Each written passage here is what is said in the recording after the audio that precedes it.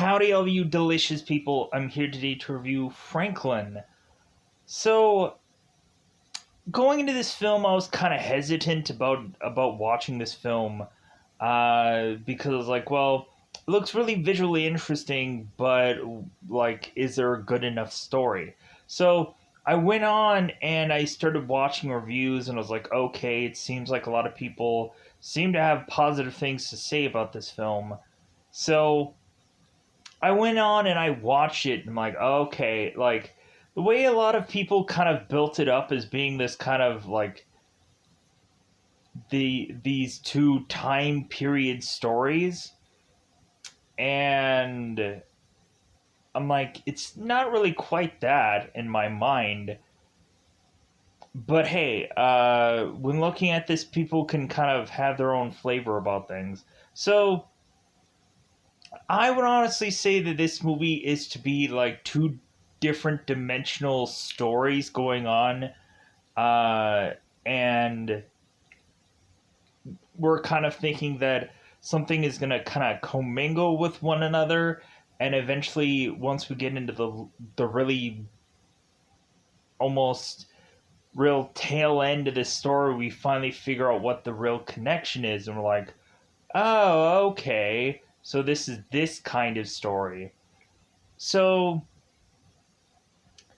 immediately going into this film, I think a lot of people would quickly, hands down, say that uh, they like the Ryan Felipe kind of very dark Avenger kind of story, rather than what's kind of going on with Milo or Amelia in this story. Where of course we have Milo, who is to go on and of course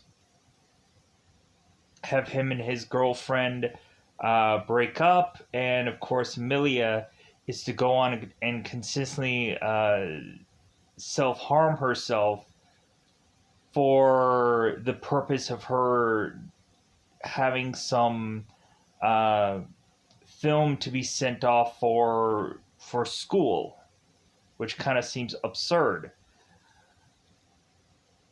But Amelia, I guess, doesn't have anything else to send for this video project, and so I guess she is to just do this as a video project, which is just so odd to me. So going into this story, like there's something just interesting about the way that this is just so broken down. Like to me, this feels like a lot of people would quickly compare this to Dark City. I would probably compare this to like Priest without the vampires in it, like the Paul Bettany, Carl Urban Priest movie without the vampires. But like that's kind of like maybe half of the film, or a lot of people would kind of compare this to Watchmen, but again, like that's kind of like half of the film, and so but and people need to understand why I'm saying that, because we have kind of three different stories, but like two are to be set in a certain kind of world, and then we have kind of Priest's story, John Priest's story, who of course is to be the white masked vigilante that goes on and is to uh, try to fight off these clerics, and is going up against of course, excuse me, of course, this ministry, and like it creates a very interesting kind of story, and how we go on and have, of course, this white masked vigilante going on and now having to be in a world that everybody within it is to be very religious, and like I kind of find it really just fascinating about the breakdown of all this. So I would go out of my way to say that I am just very easily won over by this movie. even though there is a lot of downtime or slow going with this film, like, man, I wish that they would kind of have like the same pace throughout the film, just because it kind of has these kind of like, it has this kind of like roller coaster parts to it. And plus, obviously, people are going to be a lot more fascinated by really just one story of the vigilante uh, against the other, which is to just be like these people, just kind of woe is me kind of people that are just having these sob stories, and like they're just really not going to be that interesting. So, with that said, uh, really conveniently right now this movie's on Tubi, TUBI, so it's conveniently there for you to say that you've seen it. Would I recommend watching this movie? I would have to say yeah. I would have to say yeah, question mark. Like if you have nothing better to do, just kind of put it in, and you probably might go on and question my enjoyment. You might go on and not like this movie, but I don't care. If you like stuff like The Watchmen, or if you've ever seen uh, like movies have like some noir flavor, you might like this film. Uh, but yeah, so with that said, let's just go into that double five time territory. You can, by golly, hear what I have to say via the spoilers, and you may not be interested, or you may be more interested, and then you might want to go and see the movie. So, with that said, it is spoiler time. Spoiler time. It's about that time you get to spoil Franklyn. So, what I kind of desperately want to go on to do is I kind of want to go and tell like one story, because there's technically three different stories, but I really want to tell like one clear story, because that's the irritation of me, because I would rather want to go on and tell uh one thing, because this movie kind of jumps all over the place with all these stories, and it's annoying. Because I just don't like it that way. Hence why I'm sure in a lot of shows I get ticked off, because there's a big amount of cast, and it all just kind of jumps around with a number of different people. Hence why I also don't like horror movies, because it's like I got to keep track of everything, and there's so many moving parts, and I got to remember how everyone dies or whatever, how everyone gets killed in a group film. But anyways, let's go into this story. So we have Amelia, who is at the very beginning of this film. She like, because I'm not going to do it perfectly like the movie does, but I'm gonna just kind of describe these stories. It is what it is.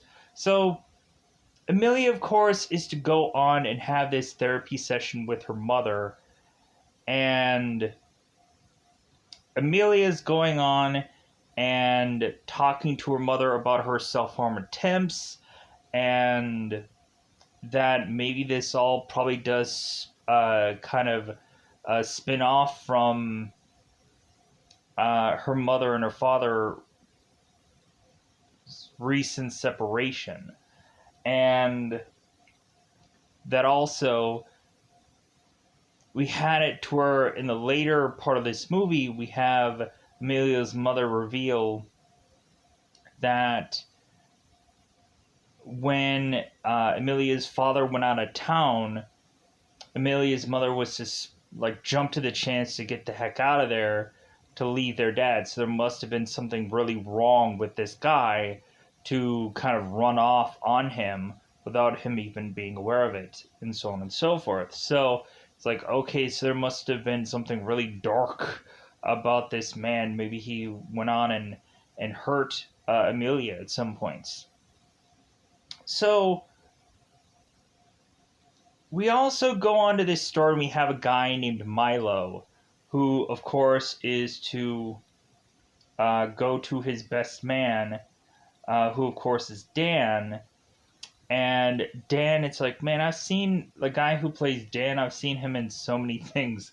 Like I remember seeing him in like Prince of Persia and stuff like that. And it's kind of cool to see him also here. So we have Milo talking to his best man and telling him it's like, well, hey, like they tell you how to be able to put together a wedding, but they don't tell you how to uh, destroy one, or they don't tell you how to like unmake a wedding. And so Dan is kind of telling Milo, it's like, well, hey, like if since I'm your best man, like I'll go on and I'll take care of everything. Don't worry about anything. I'll make all the calls and like just don't worry about it.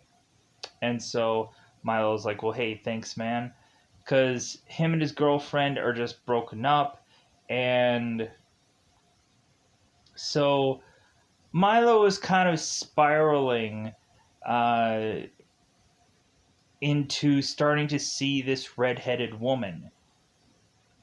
And so Milo is trying to go off and trying to chase after this redheaded woman, which is going to lean into him going on and meeting with a guy named Pastor Bones.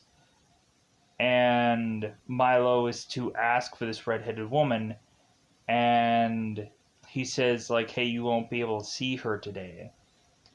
So Milo goes on and is to continue to have this like this woman in his thoughts. And so we go on, we have Milo later on is meeting with Dan again, and his wife. And so Milo is going on and just kind of saying, it's like, well, hey, like I think I met or re-saw this girl named Sally today. And Dan's like, oh, Sally? Oh, yeah. Like, so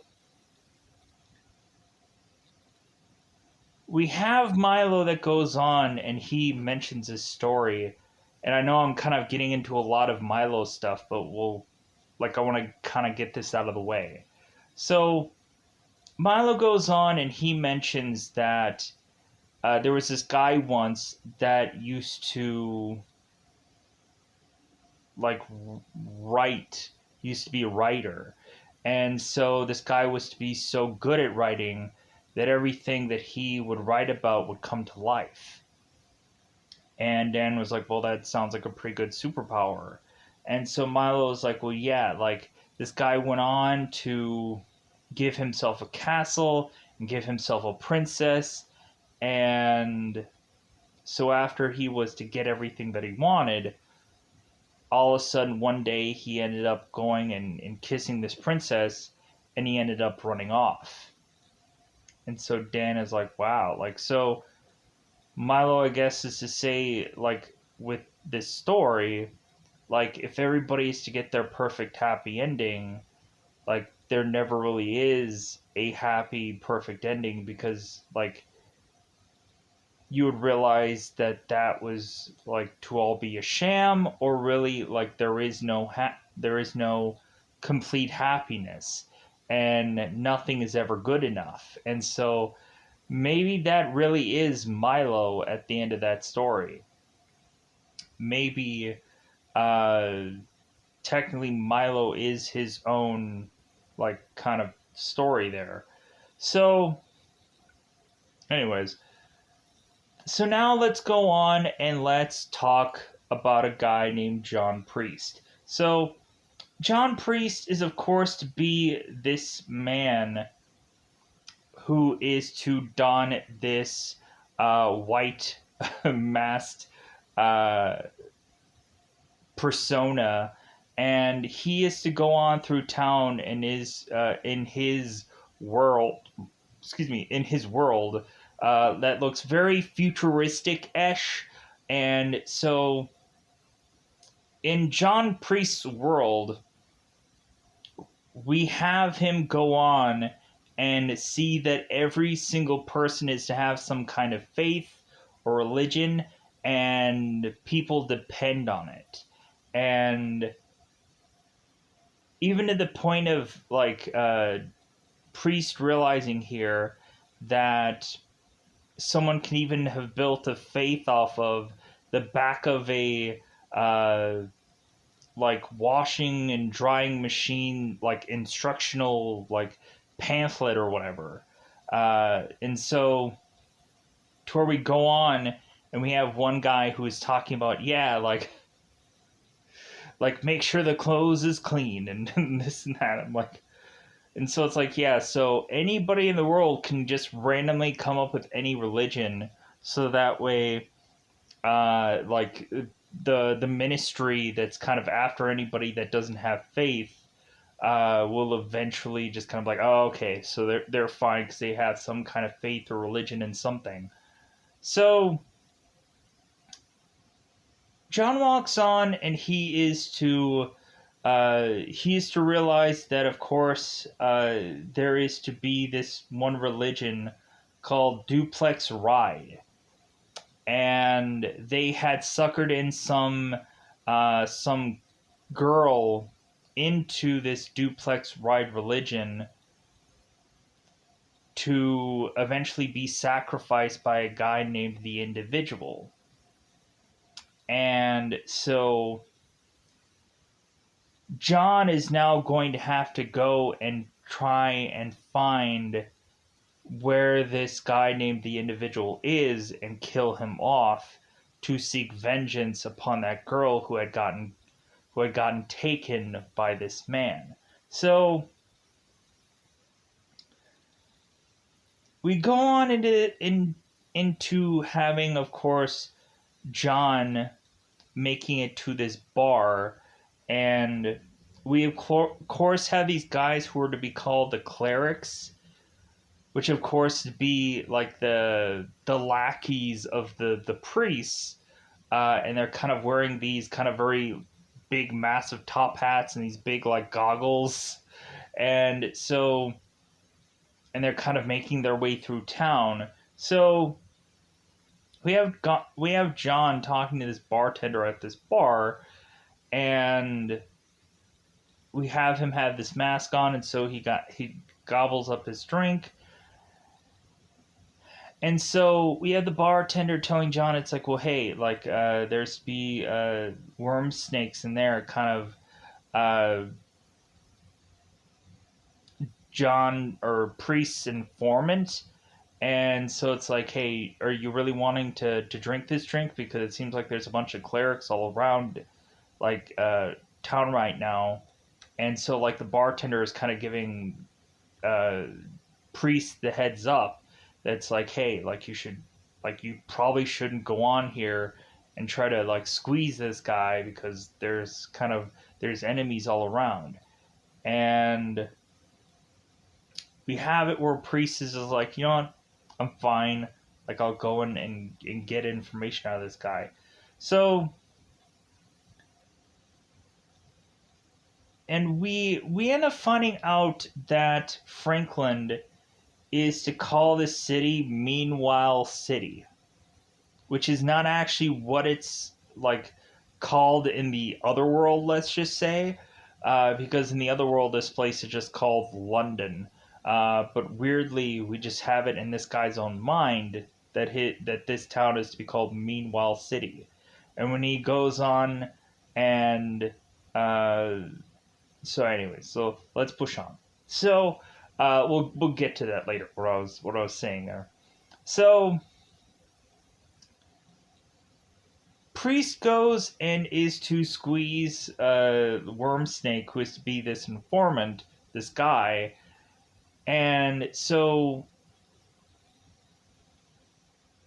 we go on, and this guy's giving this guy information about the Individual, and like, and basically about the story that Priest already knows. It's like, yeah, I get it. Like, I get that this of course, Duplex Ride is to have killed this girl, and I get about the Individual, and so Priest is just kind of squeezing this guy to figure out who the Individual is, like who the guy actually is. And so Even worm snakes doesn't have that information. So all of a sudden we have the clerics that start to arrive in this bar, and so we have priest who's kind of telling worm snakes, it's like, well, hey, like, I'm gonna come back for you. So priest is to grab this table and is to start smacking against these clerics and beat them all up, and then leaves the bar. So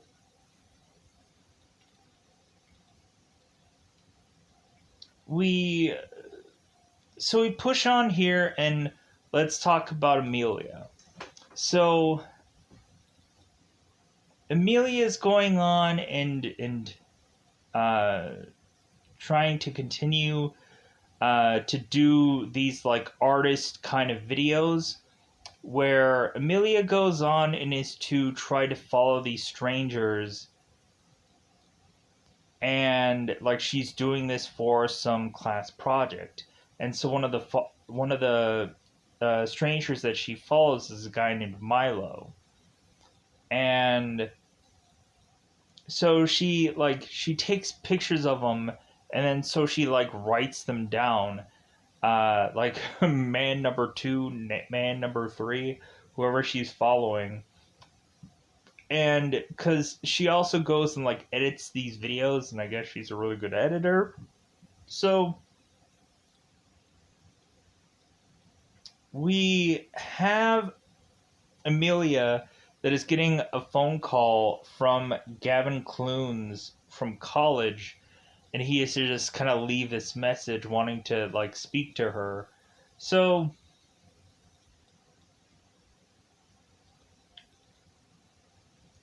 we have Amelia that goes on and is to plan her self-harming moment out. And so what she ends up doing is she has this tape that she plays right before she goes on and does this with herself, who's like really doing this in the in the video. And she kind of she's like talking about all this stuff that of course Amelia is to repeat at some points, and like say what she's going to say before the other tape person says it. And so Amelia goes on and calls 911 and tells them what's going on, tells them that she's going to self-harm.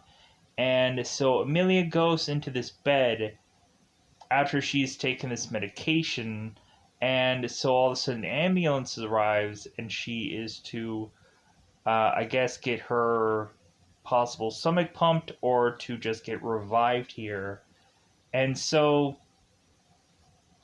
we end up finding out that Amelia is self-harming herself on purpose, but she's calling like 911 so that way she'll survive these occurrences, because she's doing it all for this project. And it's like, man, this is so goofy and so weird. So let's put a pin in that for a second. So we go on and we have Priest, who it seems that the clerics are just eventually, the numbers game just stacks against him. And so all of a sudden, while Priest is trying to make it on rooftops and try to make it out of here, all of a sudden we have the clerics that start to outnumber him, and so he tries to fight them off. But then all of a sudden we go on and have the clerics that just obviously outnumber him and take off his mask. So Priest goes on and gets imprisoned, and so Priest is to get released because he's supposed to serve like a 4-year sentence. And so Priest is getting released to go on and talk to a guy named Tarrant. So Tarrant is to be this guy who is working with the ministry, and he's a very religious person. And so Tarrant is going on and telling Priest here, it's like, well, hey, like, we too want to also have somebody take care of this individual. And so I want to go on and let you be able to conduct this sin with our approval and the cleric's approval, because we want this guy taken out also, an old enemy of yours. Like, hey, we're gonna have you go on and take this guy out. So we of course have Priest who goes on to find out that he is gonna want to have these guys want to have a homing device or a tracking device be put on him. And so we have these people trying to figure out a way to kind of place something on Priest, and Priest is to beat these guys up and run off. Because he's like, nope, not going to have that happen. So we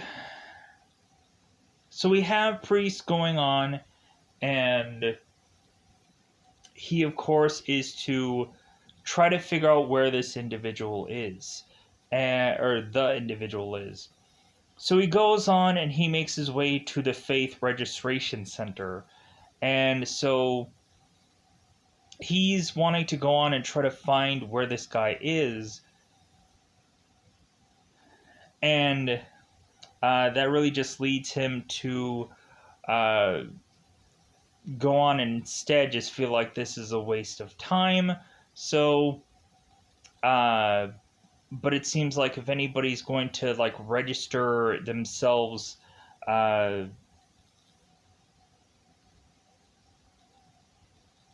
then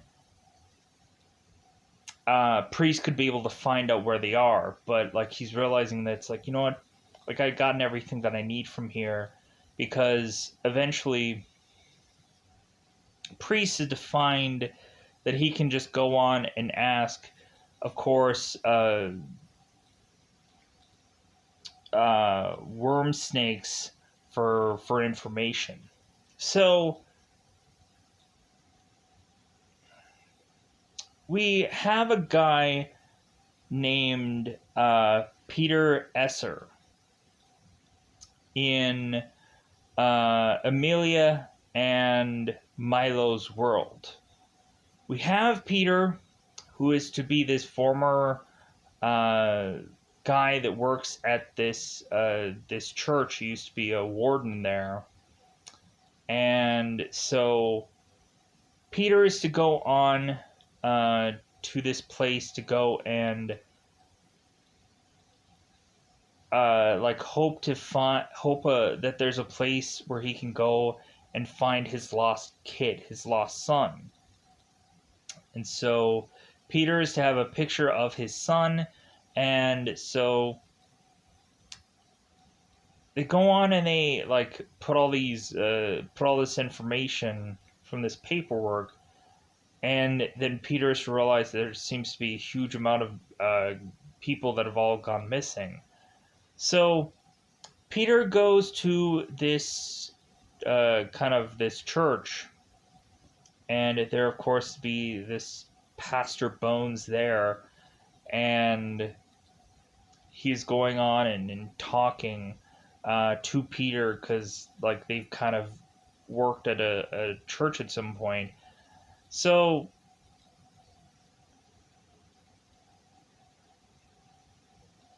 we go on, and we of course have Peter that's asking this pastor guy if he had gone on and seen this guy anywhere here anytime soon. And so the guy ends up saying the word like he's lost. And Peter's like, well, yeah, like hence why I'm asking about him. So we go on into further into this story, and so Milo is to bump into a girl named Sally, and so Sally and Milo, like Milo is wanting to go on, and as soon as he meets this girl, he's wanting to get her number, and of course she gives him her number, and they're gonna want to go on and go on a date, and so on and so forth. So all of a sudden, we have Milo who's telling Dan that, hey, I bumped into Sally again, and Dan's like, oh, really? So we then go on and have Milo who is talking to his mother. And so Milo brings up Sally, and Milo's mom is just like, oh, like, so you're bringing up her again, are you? And Milo's like, well, why are you saying it like that? And so we end up finding out that Sally was never real. Sally was basically Milo's imaginary friend, like a ghost, and I'm like, oh my god, this is getting interesting.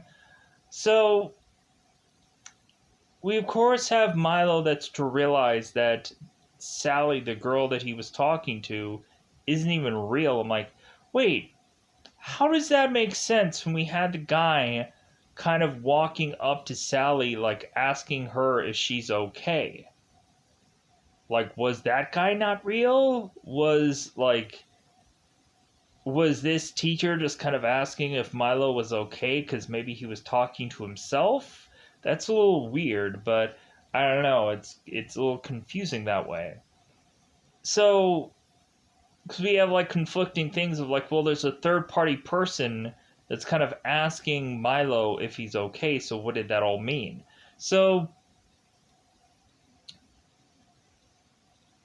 now Milo is going off to this dinner to talk with Sally, a girl that's not really real, and we have Peter that is going on to the same restaurant that Milo is coincidentally at, just kind of eating his meal and so on and so forth.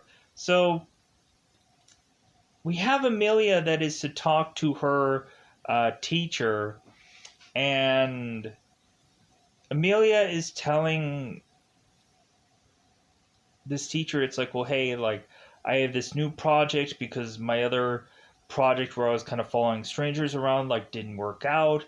And so, like, this teacher is going on and, like, you know what, this thing that you're doing is really wrong. Like, and plus, it's a very risky thing. And so, Amelia is like, well, I'm almost done with this project, and then, like, I can just send this off and you can kind of grade it and do whatever you want. So, Amelia goes on to again re-meet up with her mother, and so the conversation between the two of them is to reveal like the dark things about why Amelia's mother was to run off on her husband. And so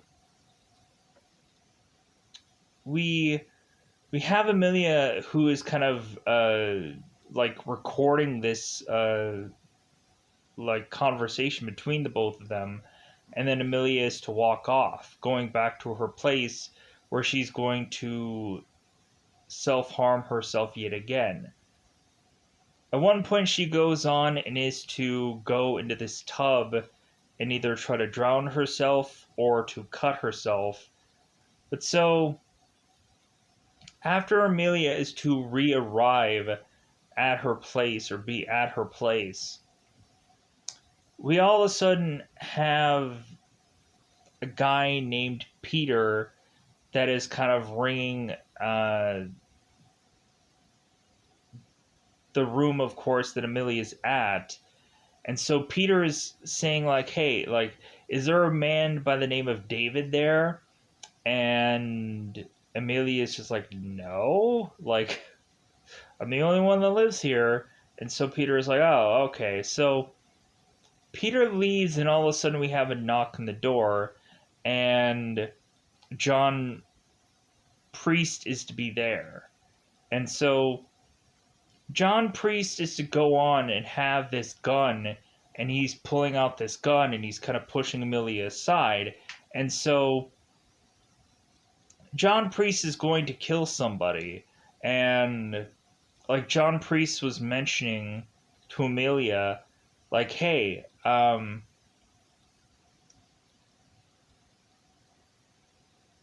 like, how is it that, like, no, wait. Let's back up a little bit so I won't get confused. So, John Priest is going on and having this gun, and he is wanting to shoot somebody, and Amelia's just like, well, wait a minute, like, so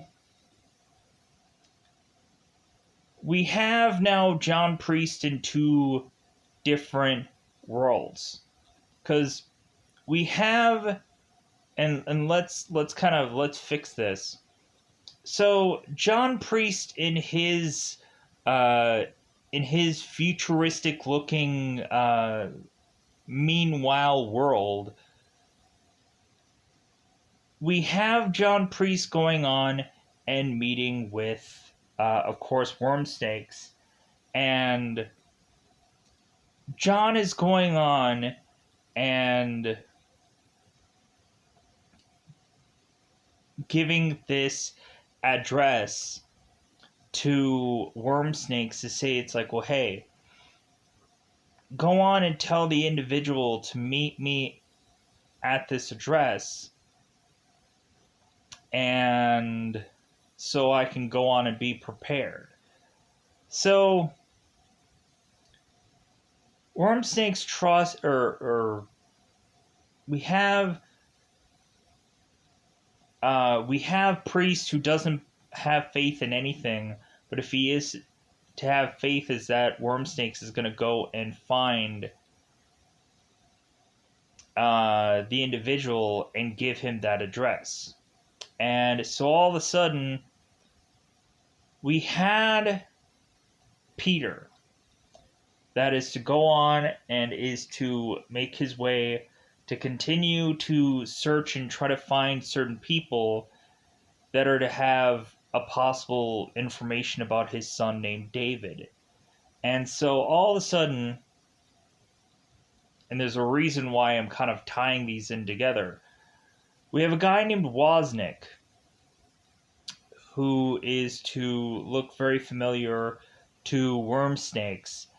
And Wozniak is going on and telling Peter that that some guy that was to look like David was to break this guy's nose and give him this address. And so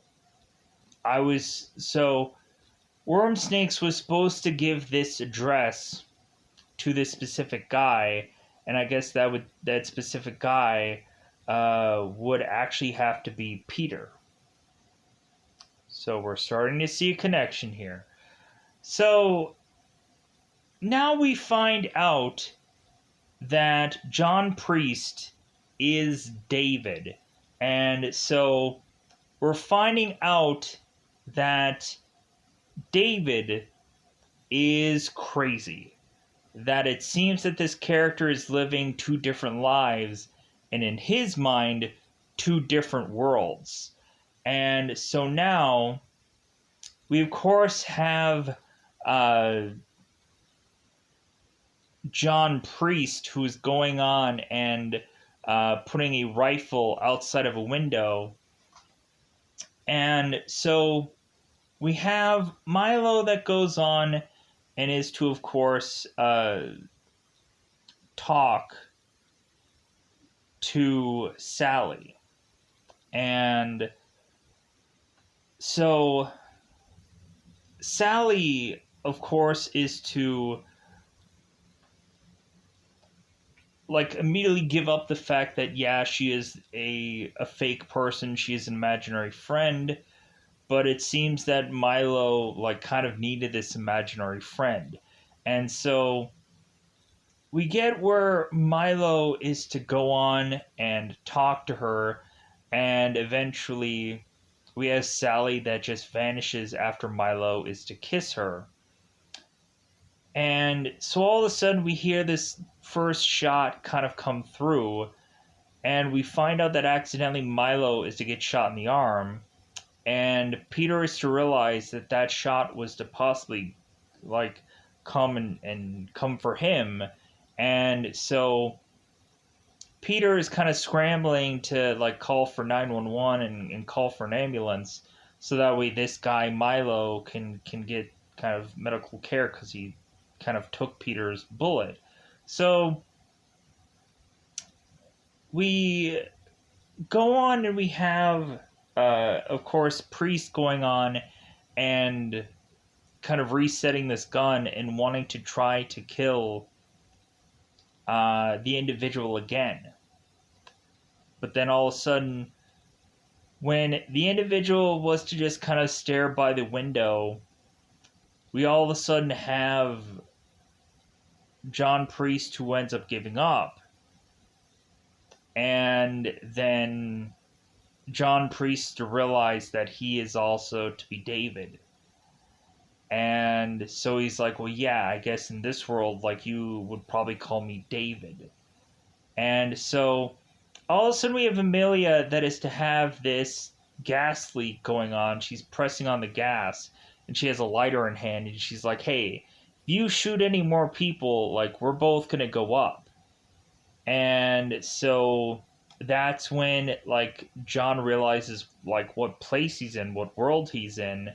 And so he goes on and tells Amelia, after he grabs her lighter, to get out of here. And so John Priest / David is to go on and light this lighter and explode this room and to kill himself off. So all of a sudden Amelia is making her way out of her apartment complex, and she bumps into Milo. And so both of them are just like, hey, it's like, hey. And so we immediately assume that both Milo and both Amelia are going to end up with one another, because Milo is to have an imaginary friend that he was in love with called Sally, and Sally looks just like Amelia. So all of a sudden we have Peter, who's kind of telling this ambulance driver, it's like, well, hey, like, this guy is injured, he has a bullet wound in the arm, so, like, go and kind of check him out. And the movie just kind of ends with both Milo and Amelia just kind of, like, looking at one another, and kind of, it seems like they're going to be, like, lovers at some point, I'm assuming. But that's just how the movie rattles off.